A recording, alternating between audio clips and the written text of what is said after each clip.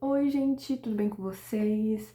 Hoje a gente vai, para nossa aula de RI, Relações Internacionais. Dessa vez a gente vai falar sobre a OTAN e o FMI, como diferenciar, como que funciona, como é que ele atua em tal situação, como ele reage, como que os países, tudo. Para começar, nós vamos falar da OTAN, gente, a Organização do Tratado do Atlântico Norte, ok? Organização do Tratado do Atlântico Norte. Quando a gente fala de relações internacionais, querendo ou não, a gente analisa muita coisa, né? A gente tem que entender não só o contexto no Brasil, mas o contexto fora também, né? Internacional. E a gente também tem que saber muito o período histórico em que estava acontecendo, né? Entender o que se passava naquela época e o porquê, né, de ter existido tanto a OTAN quanto o FMI. E como eles refletem assim até hoje, né? E como refletiram na época, né? O que causou na época. Então, o nosso contexto é 1949, pós-Segunda Guerra Mundial, início da Guerra Fria. Mas por que início da Guerra Fria? Gente, quando acabou a Segunda Guerra Mundial em 1945, sim, aconteceu muita coisa, mas uma das coisas que se consolidaram mesmo foi que os Estados Unidos, ele finalmente conseguiu se tornar uma potência mundial. E uma puta potência, tá? Uma puta potência. De um lado, a gente tinha a ascensão do capitalismo e a ascensão dos Estados Unidos como o liderador máximo dessa ideologia política, social e econômica, e do outro lado a gente tinha a União Soviética, a URSS, tá? União dos Partidos Sociais, União dos Social, União UR, União dos Partidos Socialistas Soviéticos. Eu acho que é isso, gente, eu não lembro direito. Mas de um lado a gente tinha Estados Unidos com capitalismo exacerbado e do outro lado a gente tinha o URSS liderando o comunismo e o socialismo no meio dos seus países, da junção de países que ela é, né? Que ela era, tá? O URSS não existe mais. Então, nesse período de Guerra Fria, pós-Segunda Guerra Mundial, a gente tinha um mundo dividido entre duas grandes ideologias. Ideologias o quê? Social, econômica e estrutural, gente, tá? Estrutural de dentro do país, como é que funciona, mas principalmente ideológica, tá? De um lado a gente tem a total liberdade econômica, né, influências iluministas, que não sei o que lá, tá? Consumo, dinheiro, tudo que é monetário, entendeu? Capitalismo, e do outro lado a gente tem igualitariedade, a gente tem meios de produção na mão do povo, a gente tem tudo envolvendo isso, vocês já sabem. E, gente, querendo ou não, esses dois polos imensos de divisão, eles controlavam todo mundo, entendeu? Em parte, grande parte, acho que maior parte, principalmente o capitalismo controlava. E da outra parte, a gente tinha todos os países que faziam parte da União Soviética.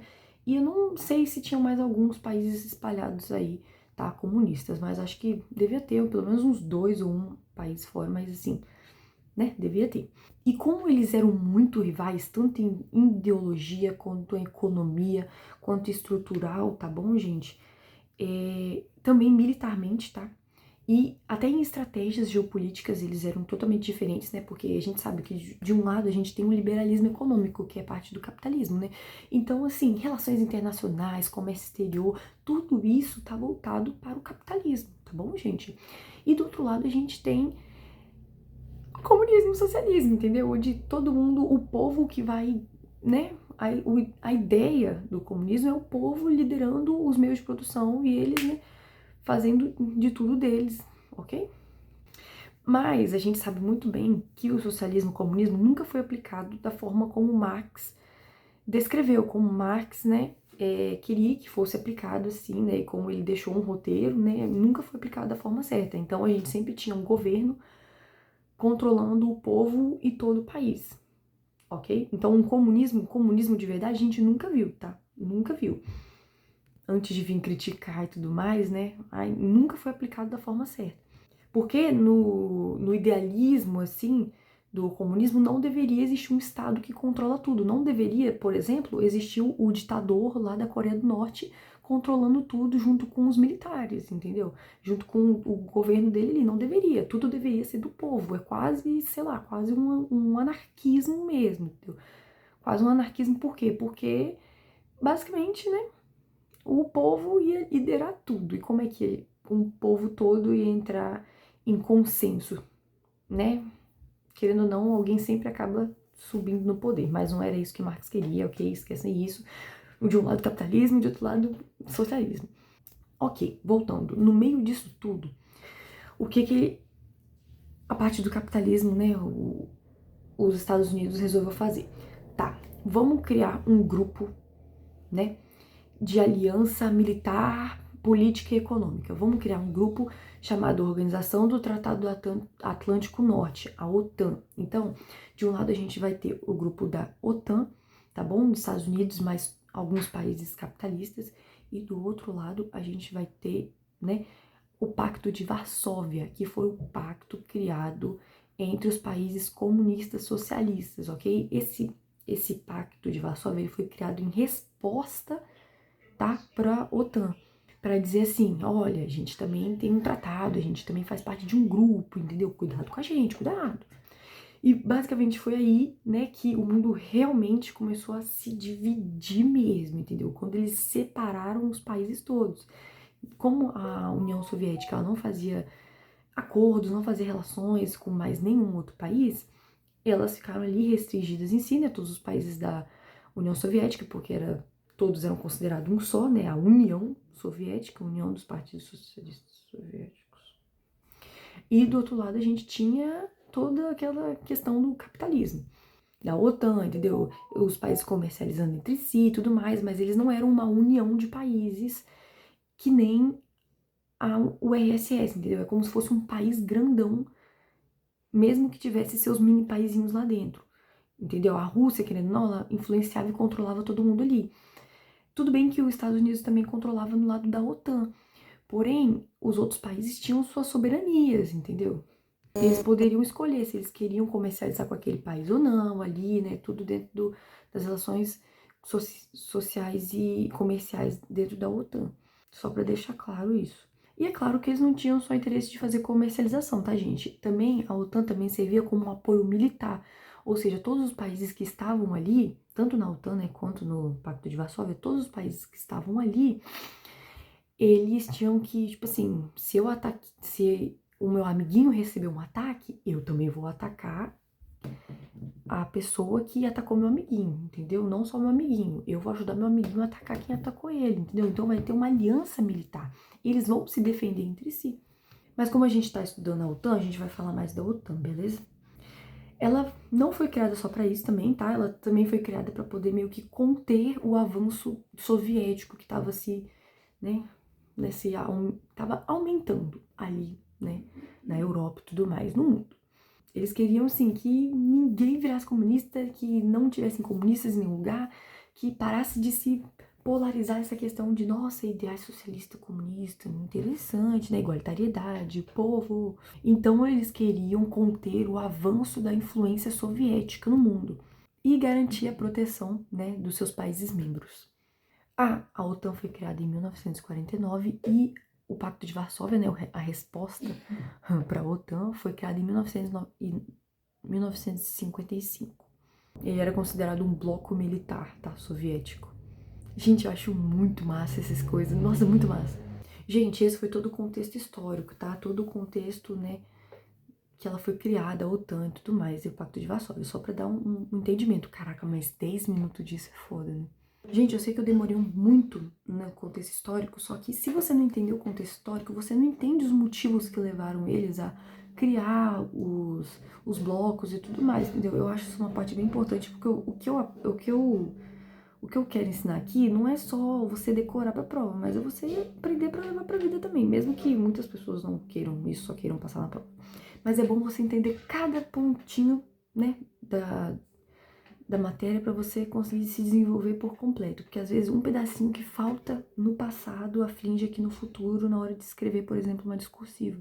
quando você entende os motivos, você relaciona melhor com o que acontece hoje em dia. Gente, quando acabou a Guerra Fria, todo mundo pensou, né, que a OTAN, ela ia basicamente acabar, né, porque, acabou a União Soviética, né, ela se destrinchou ali, se separou toda, e todo mundo achou, tipo assim, a OTAN ia flopar agora, tipo assim, acabou a União Soviética, a OTAN também vai acabar. Mas não, gente, a OTAN, ela continuou sendo um bloco, né, um bloco econômico, militar ali, ela continuou sendo um bloco, até hoje ela continua sendo um bloco, né, um bloco que, assim, aumentou muito, e muitos países que antes eram soviéticos entraram dentro da OTAN, tá?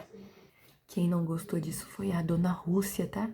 Mas vamos lá, agora vamos falar sobre a OTAN e seus conflitos atuais. Gente, a OTAN, lembrando que ela é muito importante no cenário... Puta merda. Ela é muito importante no cenário internacional. Gente, eu vou listar aqui pra vocês, ó, ela é importante em operações militares, em missões de segurança, tá?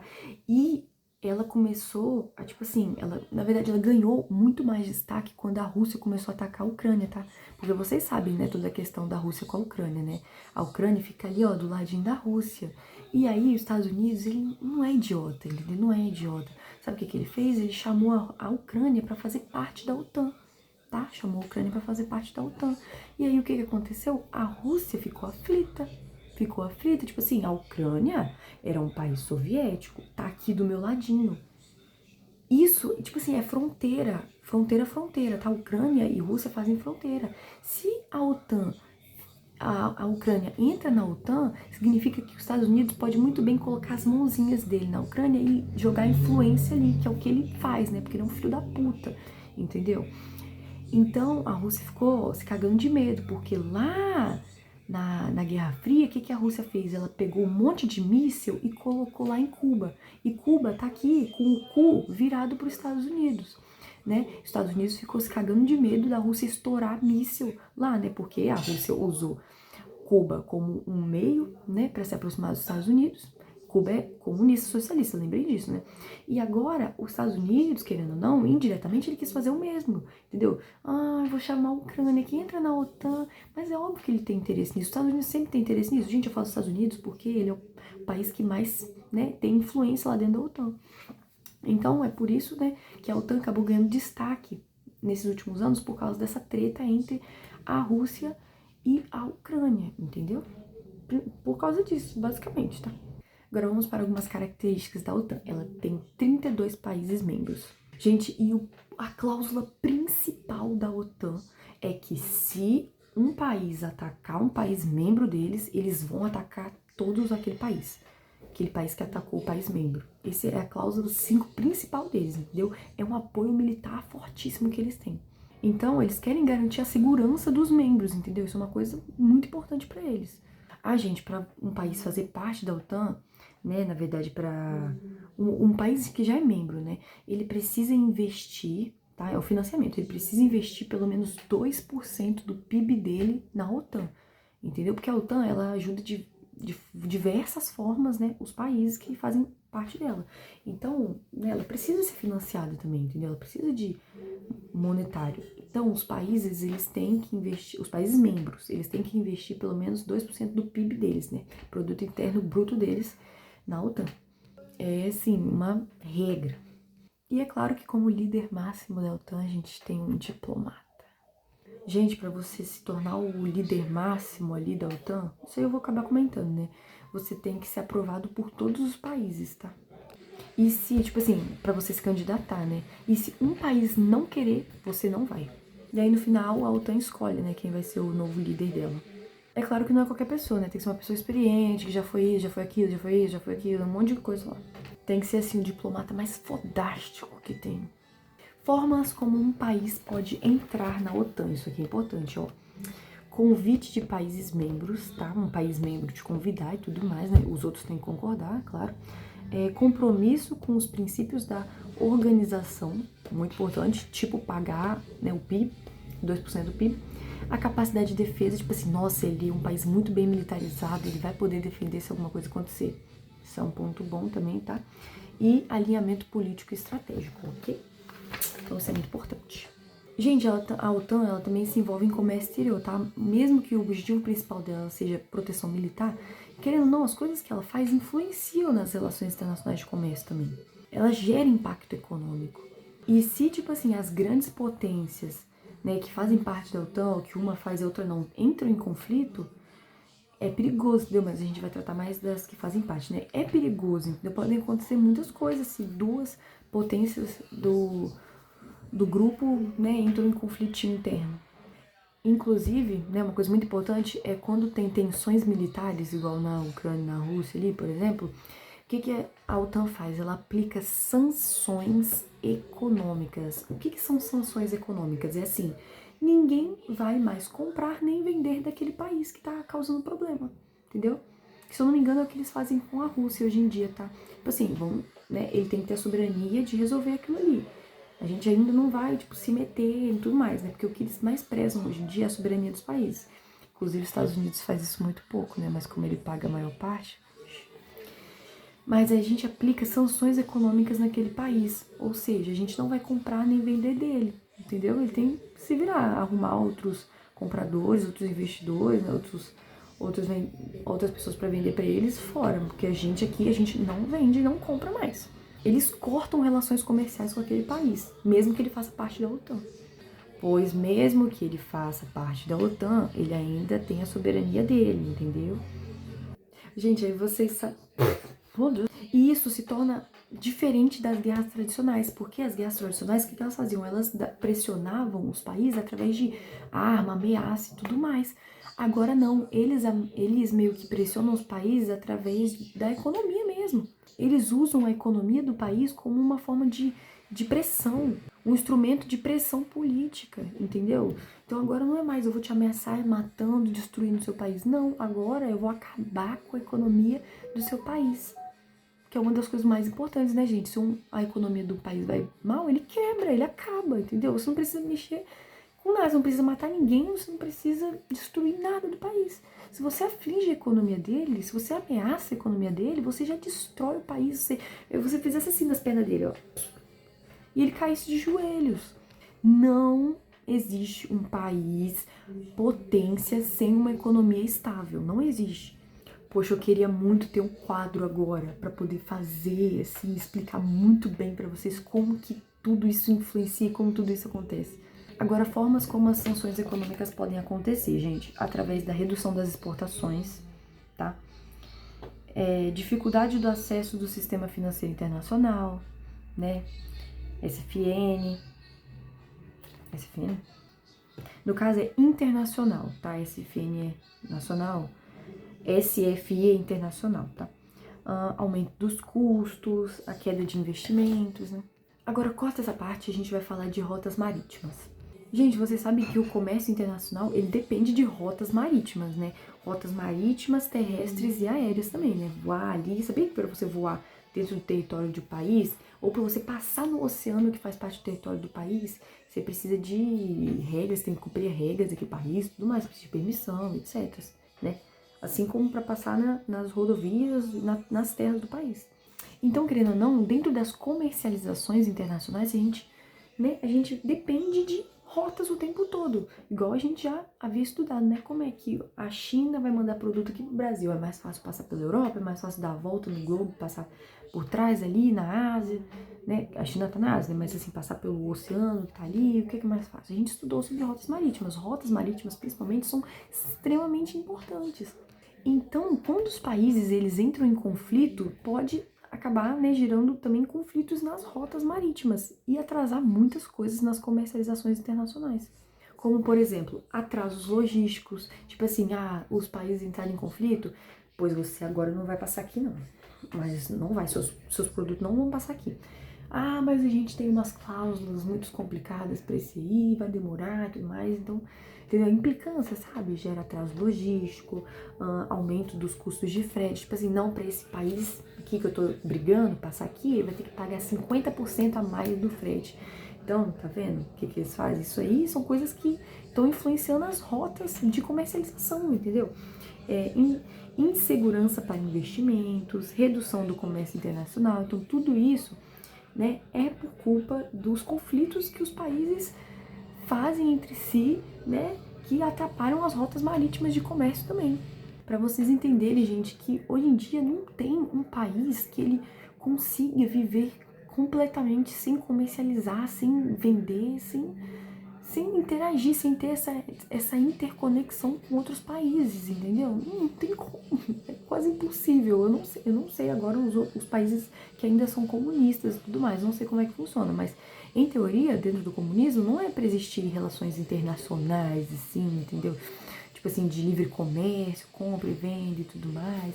Bem difícil, não sei como é que funciona, mas em tese, eu acho que isso não existe, não sei.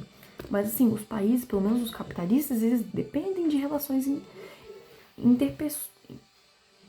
de relações inter alguma coisa, mas inter é entre todos, tá, gente? Eles precisam de relações inter-relações. Então, beleza? Meu Deus, 20 minutos só falando da OTAN. E agora tem o FMI. Vamos lá. Então, esse é um contexto básico, se você não tá entendendo bosta nenhuma. É uma revisão mesmo, gente. Não me culpem pelo tanto de tempo das videoaulas, porque eu tento resumir 3 meses em uma videoaula. Então, gente, é basicamente isso sobre a OTAN e sobre as relações internacionais entre países ali e tudo mais, que faz tudo parte. Agora a gente vai falar sobre o Fundo Monetário Internacional, mais conhecido como FMI. Gente, o Fundo Monetário Internacional, que é o FMI, ele é uma organização é uma organização financeira, só que é uma organização financeira internacional. Internacional. Ou seja, ela não vai abranger só um país ou dentro dele mesmo. E ele foi criado basicamente para promover a boa economia mundial, entendeu? Então ele tenta ajudar os países economicamente também, entendeu? Para todo mundo, tipo assim, vamos manter estabilidade, vamos fazer nossa economia funcionar de verdade. Tipo assim, ele ajuda os países mesmo, entendeu? Mas, tipo assim, ele ajuda, só que, né, tem que pagar e tudo mais, né? Mas assim, é como se fosse as boas potências ensinando os outros países, entendeu? A como viver, a como fazer sua economia funcionar, entendeu? E se acontece algum problema na economia deles, quem eles recorrem? A quem eles vão recorrer? Ao FMI, porque o FMI tá aqui, ele ajuda, ele empresta dinheiro, entendeu? Ele fala, faz isso, isso e isso pra sua economia voltar, vamos, entendeu? Tipo isso. Gente, o FMI, ele tem 191 países membros, ou seja, ele abrange quase todos os países do mundo mesmo. Ele representa praticamente toda a comunidade internacional. Gente, agora nós vamos ver por que o FMI foi criado, tá? Porque tudo tem um motivo nessa vida e ele também teve um motivo pra ser criado. Basicamente, o mundo tinha passado pela Primeira Guerra Mundial e tava terminando a Segunda Guerra Mundial e, tipo assim, estrago pra cacete, os países todos quebrados, todos, tipo assim, lascadaços, né? Sim, afetou o mundo de uma forma nunca vista antes, tava tudo ruim. Então, em 1944, foi criada duas importantíssimas instituições, que foi o Fundo Monetário Internacional e o Banco Mundial, tá, gente? Por que o FMI foi criado? Vamos listar aqui, tá? Inflação elevada, tá bom? Mercados desvalorizados, desemprego, a beça, que não tinha lugar pra trabalhar, tava tudo quebrado, tava tudo estragado, destruição da infraestrutura, não tinha bosta nenhuma, e redução do comércio internacional, né? Porque tava começando aquelas tretinhas todas, ninguém tinha dinheiro pra comprar nada também, ninguém tava produzindo nada pra vender, então tava tudo uma bosta, uma grande caganeira. E foi criado... Gente, eu tive que sair, eu esqueci de onde que eu parei. Mas basicamente foi criado, tá, o Fundo Monetário Internacional e o Banco Mundial em 1944, antes de acabar, né, a Segunda Guerra. Tá, então quais eram os objetivos, né, os principais objetivos do FMI? Fundo Monetário Internacional, não se esqueçam. Vou listar pra vocês. Primeira coisa, promover a estabilidade financeira internacional, né, porque tava tudo destruído, o que eles precisavam? Organizar tudo, né, trazer o desenvolvimento financeiro de volta para os países. Então, promover, né, a estabilidade financeira. Segundo, estimular o comércio internacional, estimular com que os países comprassem e vendessem entre si, entendeu? Que eles tivessem uma relação de comércio exterior, de comércio nacional, de relação internacional, entendeu? Terceiro, promover a estabilidade cambial, né, a troca de moedas e tudo mais, né? Auxiliar países em dificuldades financeiras, esse é o ponto que a gente falou lá atrás, né, que o FMI ele empresta também, né, dinheiro para os países se estabelecerem, só que ele tem algumas condições também, a gente vai falar disso. E incentivar o crescimento econômico e sustentável, para que todos os países eles cresçam com uma economia boa, entendeu? Cresçam com estabilidade financeira, porque lembra do que a gente falou, sem economia não tem país.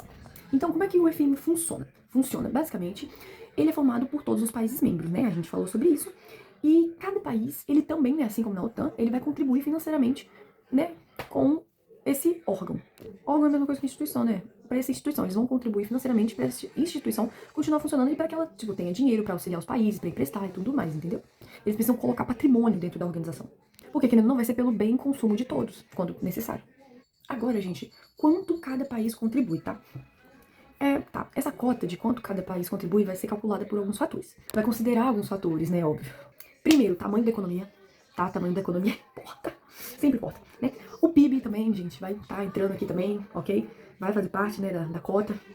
Participação no comércio internacional, quanto você se relaciona, né, no comércio. Reservas internacionais também. E importância econômica mundial. Você tem que ser importante. Importante para a economia mundial. Então, cada país vai contribuir de acordo com algumas cotas e essas cotas, né, consideram esses fatores aqui. Gente, um conselho, lembrem que o PIB influencia tanto na OTAN quanto aqui. Às vezes, é muito tópico pra lembrar, que não sei o quê. Pensa no PIB, porque o PIB tá nos dois. Então, assim, igual, para um país liderar mais lá dentro da OTAN, é a quantidade de produto interno bruto, né? Quanto mais ele, né, dá pra OTAN ali, mais ele vai ter poder ali dentro. Aqui, né, a cota do quanto cada país contribui, se pedir alguma coisa assim na prova, a gente pode falar, né, que considera, né, o produto interno bruto, considera o PIB também, né, como um fator para ser calculado a cota. E o tamanho da economia, né? Gente, é isso. E essas cotas, além de trazer uma insatisfação pra gente, né, porque a gente tem que decorar, elas possuem funções, tá? O menino possui funções, 3 funções principais. Elas vão definir, né, quanto um país contribui, vai definir o quanto o país pode. Eu escrevi errado aqui. Quanto que ele pode pegar emprestado, né? E define o poder do voto, né? Então, né, enquanto mais cotas você contribui, mais poder de voto você tem. Igual no OTAN, quanto mais você contribui, mais poder de voto você tem. Aí eles veem isso através das cotas, tá? Outra coisa que eu ia falar que é importante. Tem outra coisa que eu ia falar que é importante. Tá, nessa parte aqui, ó, define o quanto o país pode pegar emprestado. É porque, tipo assim, se eu sei que tem um país desenvolvido, é um país desenvolvido, que tem um produto interno bruto bom, que é bom nisso, bom naquilo, tudo mais, que ele tem muito dinheiro, eu vou emprestar uma quantidade de valor, porque é isso que o FMI faz, tá? O Fundo Monetário Internacional, é isso que ele faz, né? Ele empresta dinheiro e tudo mais para os países se estabelecerem, né? Ajuda na economia dos países. Se um país que é extremamente desenvolvido e que eu sei que tem potência, né? Que tem potencial, que tem dinheiro, muito dinheiro, e pede dinheiro emprestado, eu vou emprestar equivalente ao que ele pode me pagar, que eu sei que ele pode me pagar, entendeu? Se aparecer um país quebrado, subdesenvolvido, e ele pedindo mais do que ele pode pagar, eu, FMI, vou emprestar? Não vou, porque eu sei que ele não vai conseguir pagar, né? Dentro disso, a gente entra nas condicionalidades. Porque, gente, nossa, eu tô com uma cara. Mas assim, enfim. Porque o FMI, ele ajuda, ele empresta dinheiro e tudo mais. Só que tem que ter condições, entendeu? Tem que ter condições para garantir que o país vá pagar, entendeu? Então ele aplica, sim, algumas condicionalidades sobre o país no qual ele vai emprestar dinheiro. Ele tem as exigências dele em cima do país. Então, entre essas exigências aí estão essas aqui, ó. Redução dos gastos públicos. É meio que o país ele tem que se movimentar para ele mesmo melhorar a economia dele com aquele dinheiro, né, que o FMI emprestou, para ele poder pagar e se estabelecer também, porque o FMI quer todo mundo bem. Então, ó, algumas exigências. Redução dos gastos públicos, reformas econômicas, controle da inflação, né, que é extremamente importante, a gente viu isso em enfoque, né, reorganização das contas públicas, fortalecimento das reservas internacionais, porque isso vai fazer com que a economia do país suba novamente, entendeu? E aqui, ó, alguns países que possuem maior poder de voto. Japão, China, né, Alemanha, França e Reino Unido, tá bom, gente? Para finalizar agora, a relação do Brasil com o FMI, muito curtinho. Como esperado, né, o Brasil já recorreu ao FMI, tá, para pedir ajuda, né, porque o nosso país é pobre e lascado, com um potencial muito grande, mas lascado. Foi em 1998, quando deu uma crise e tudo mais, tá? Agora a importância do FMI para o comércio exterior. Gente, basicamente é ajudar os países a superarem suas crises econômicas. Porque se eles fortalecem, né, seu desenvolvimento econômico e tudo mais, eles têm potencialidade para relações internacionais e comércio, entendeu? Que é isso que importa, né? A gente não pode ficar sem comercialização de países, tá bom? Relações internacionais entre os países são extremamente importantes. Gente, basicamente é isso. A gente tem aqui também... faltam 2 meses pra aula de inglês, mas ok. A gente tem aqui também algumas atividades. Eu acho que pra todo mundo foi bem tranquilo nessas atividades. Estavam muito facinhas, né? Com tudo que eu falei, dá pra responder isso aqui de boa, se você ainda não respondeu, né? E tanto as questões de escrever também, tá, gente? As questões de escrever são totalmente de relacionar as coisas e trazer os motivos daquilo, entendeu? Então, tudo que eu falei dá pra você destrinchar de forma magnífica, beleza? É isso, boa prova pra você de RI e arrasa. Beijos.